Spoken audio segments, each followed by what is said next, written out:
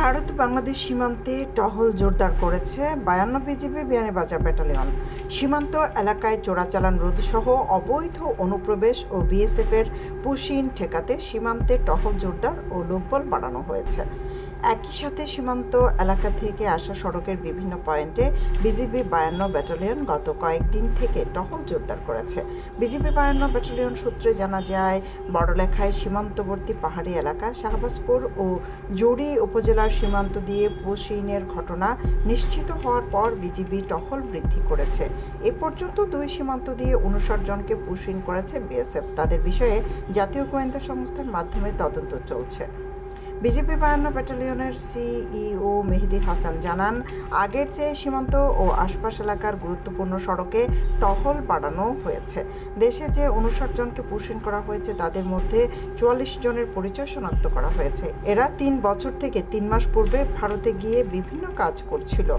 গুজরাট সহ ভারতের বিভিন্ন প্রদেশ থেকে পুলিশ তাদের 15 দিন পূর্বে গ্রেফতার করে। অবশিষ্ট 15 জনের পরিচয় শনাক্ত করতে তদন্ত করছে জাতীয় গোয়েন্দা সংস্থা। সৈয়দা আখি হক, এবিটিভি।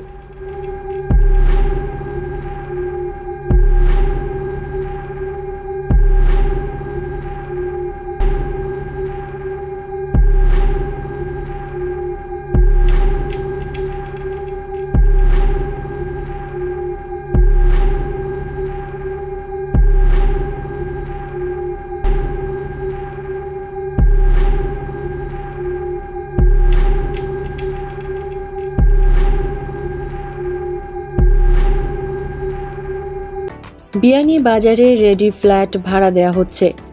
পৌর শহরের টিএনটি রোডে ইবনে আল মতিন টাওয়ারে শিশুদের জন্য বিনোদনের ব্যবস্থার পাশাপাশি সুসজ্জিত বেডরুম, রুচিশীল balcony, kitchen, dining, lift, CCTV, বিশাল পার্কিং ও ছাদ সহ থাকছে আধুনিক সকল সুবিধা।